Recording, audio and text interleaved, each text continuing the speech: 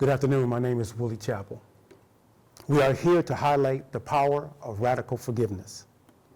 As a quote from Kate Grosmere in her book, Forgiving My Daughter's Killer, she says, "Forgiveness does not require ignoring the offense. Forgiveness does not require a willful blindness to other people's failures or misdeeds. It requires truth, an honest evaluation of what's been done and what's been lost, and a determined decision to forgive in spite of that loss. Restorative justice is how victim or victims and offender can be healed, aiming to put things right, putting right all of other relationships in life. In order to support the victim-offender dialogue, we have to have a conversation and become knowledgeable about what it means and act to intentionally to live radical forgiveness. Apostle Peter asked Jesus about what it is or how we ought to forgive our neighbors. And Jesus' response was 70 times 7, meaning constant repetitive forgiveness. Forgiveness is a journey to healing. By learning to have compassion and empathy for oneself, creates room for forgiveness, then cultivates results to be able to radically forgive others, to have compassion and empathy for neighbor. Here is a panel discussion on forgiveness. Good afternoon. We're here today to talk about the power of forgiveness, not only its effect on the victim, but also on the offender. My name is Ty Slusser, and I'll be your moderator today. I'm joined by a panel of 4 men who have powerful stories about forgiveness, and our hope is that it'll inspire you to seek to forgive others, or for those who are broken, to ask for forgiveness. Min, could you introduce yourself and tell us a little bit about your story? My name is Min. In 1994, when I was 17 years old, I committed armed robbery and murder. I was arrested, tried and convicted for what I did. After I was found guilty and sentenced to natural life, the victim's father requested a face-to-face meeting with me. He had questions only I can answer. It was presented to me that by answering his questions, this will help him to gain some closure. That was the first time I heard that word, closure. I really didn't know what it meant back then, but I did have a sense that it had something to do with helping him to move on in life. If answering his questions will help him to move forward in life, then that's the least I could do for him. I wanted to do that for him, and so much more. So I agreed to meet him. During the meeting, he only asked 2 or 3 questions, and I answered each of those questions. After I answered those questions, he went on to share snippets of his life story, how he fought in the Vietnam War, and he fought in the capacity as a bomber pilot. And he flew countless bombing runs and dropped an unknown number of bombs. I shared with him that coincidentally I was born in Vietnam a couple years after the war in Mon Cai, Vietnam, way up in the north. We discussed a little further, and after our time together, as I was being escorted out, he looked at me and forgave me, and that meant the world to me. Thanks, Min. Ken, how's your story? Well, in 2002, I was convicted of 1 count first-degree murder, 1 count second-degree murder, and I was sentenced to natural life for the first-degree murder. And about 12 years after, I received this letter in the mail from the mother of one of my victims, and I didn't recognize the name at first because she had a different last name than him, but shit. This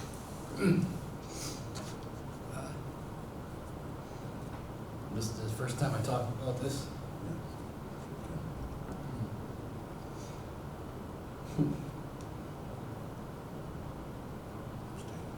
At my sentencing,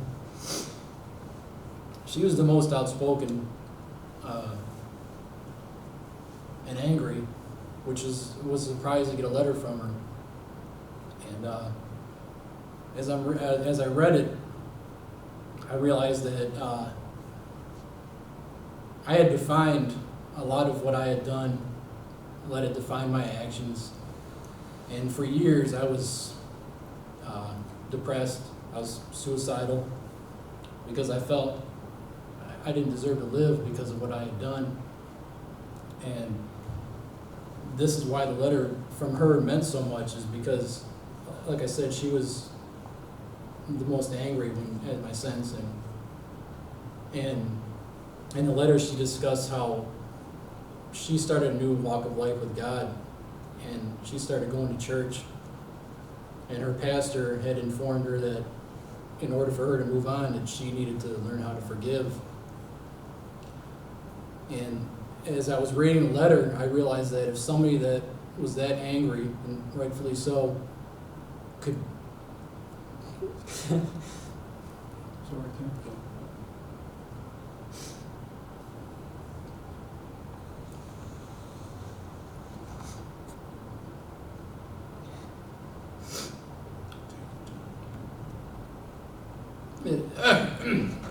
sorry.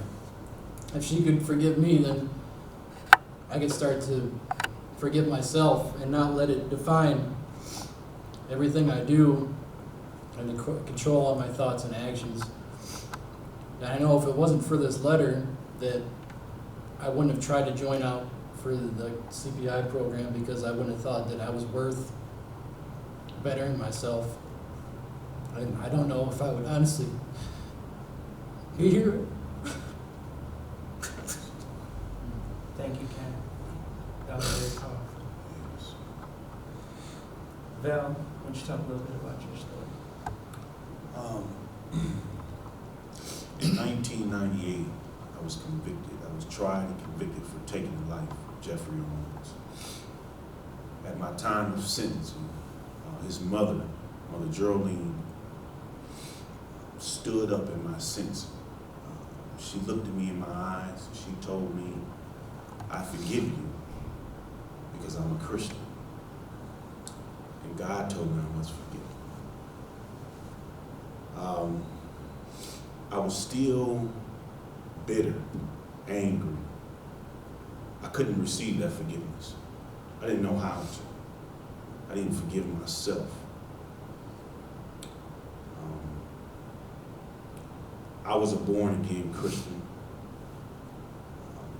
I began that journey of growing in grace.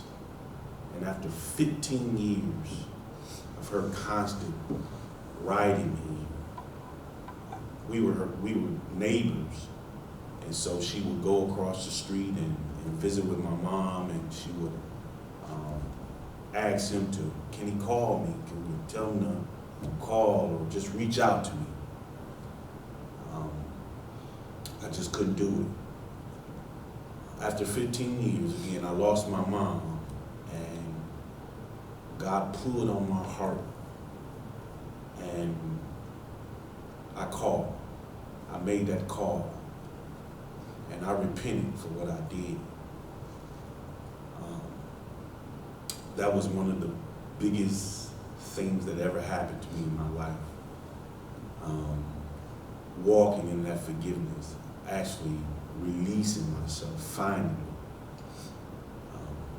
Since then, her and I, she has now become my mother, and she now calls me son. Our testimony is such a blessing, not only to my life, but other people's lives as well. We have spoke many times, even at other restorative justice meetings, and she is just so powerful and authentic of the forgiveness is beginning to spread. It's just awesome. It's liberating in itself. Thanks, Val. Jamie, your story is a little bit different. You actually had death in your family. Can you tell us a little bit about that? My name is James Sturdivant. In 1996, at the age of 17, I came to prison for a sex offense and a carjacking charge, and I was sentenced to serve life in prison. At the time, in my ignorance, I didn't have the courage to apologize to the victim in my case. I was so angry that I just wasn't willing to take responsibility. And all these years in prison, I wish I had the opportunity to go back and say I was sorry. May 8th, 2015, I received an email from one of my cousins telling me that my older sister, Nikki, was no longer with us, but she didn't explain to me what happened.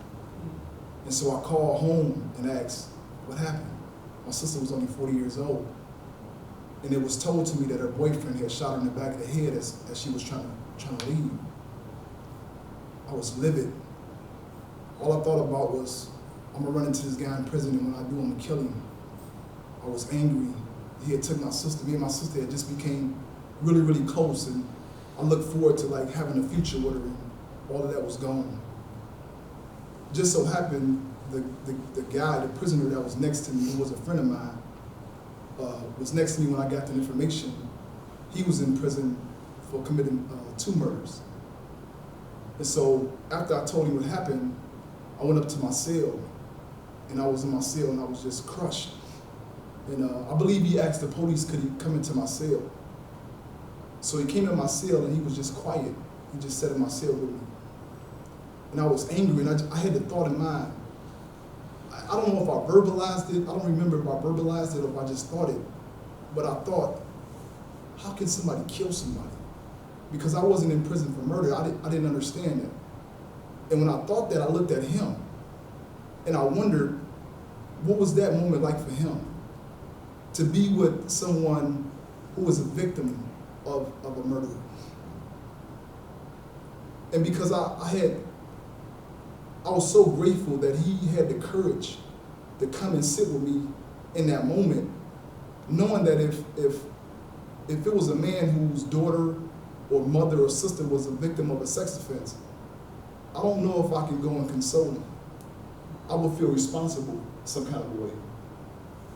So the fact that he had the courage to come in my cell and to sit with me and to mourn with me in that moment, I just felt like I wish he can be forgave for what he done. And while I wanted forgiveness for my friend, I thought it would be hypocritical if I didn't want forgiveness for the person who had murdered my sister, just like I want forgiveness for what I've done. It's been a struggle. It's been 5 years since it happened, and I go back and forth about how I feel about it. But at the core, I decided to forgive this guy. And it's a very great possibility that I'm going to run into him one day in prison, because I still have about 7 years left on my sentence. And if I do, I'm going to shake his hand and I'm going to call him my brother. And I'm going to let him know that he's forgiven for what he's done. Thank you, James.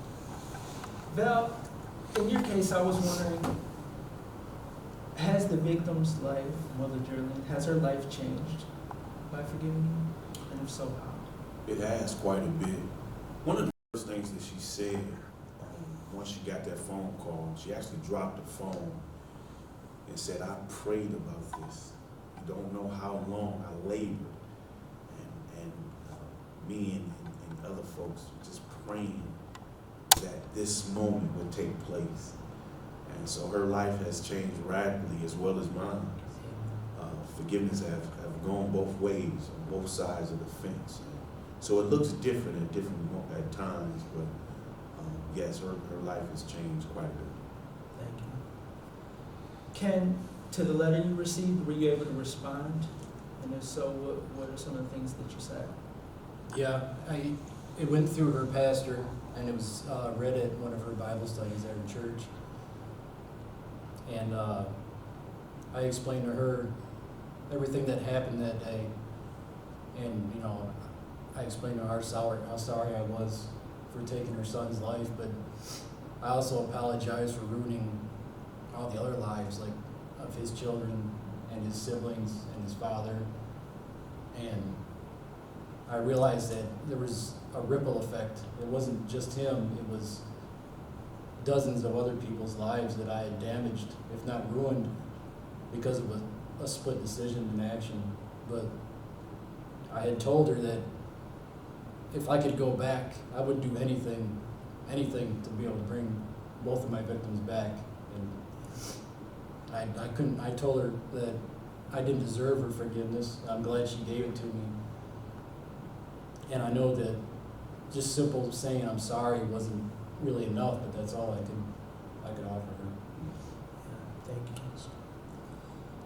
Ming, could you tell us what forgiveness means to you? For me, forgiveness means courage, strength, mercy, and grace, and the forgiver. As the forgiven, to me, means that I'm not alone, that I'm a part of a community, and that there are people who are willing to help me back towards restoration, that there are people who's willing to invest in me as a person. The forgiveness from the victim's father immediately gave me some sense of peace of mind. And I believe that it also gave him some relief. I value his forgiveness. It helped to remind me that I still have worth and value despite the horrible things that I did. I read something recently by Brian Stevenson, a renowned lawyer and activist, and he articulated this point so well. He wrote that each of us is more than the worst thing that we ever done. And forgiveness helped me to remind me of that.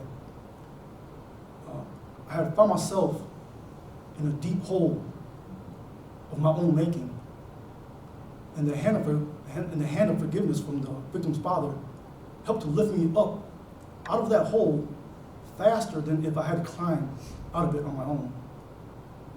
So the forgiveness helped to speed up my process of rehabilitation and transformation. He didn't have to do that, but he chose to.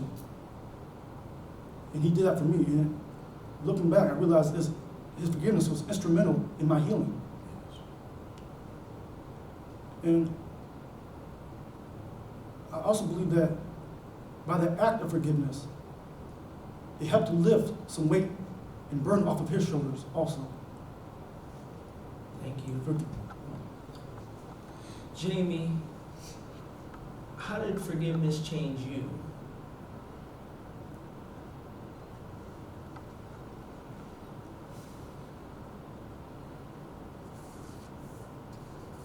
I guess the one thing that I can say is I remember that person differently. I remember the person responsible for taking my sister's life differently. That's a pastor once said that to me, said that forgiveness is remembering differently. Whereas before, when I would think about the incident or I would think about this guy, I would think about all the harm that he caused my sister, the harm that he caused my family. But I know within myself that even in my decisions, there was things that occurred in my life that kind of encouraged my later decisions. And if that's the case for me, then I believe that is also the case for him. And so I just take those things into consideration. I just ask myself, what must have happened to him to make him think that it was okay to take a person's life? And so I just have more compassion on his story and on his parents' story. Because just like I have a story, I understand that he has a story as well. Thank you, Jamie.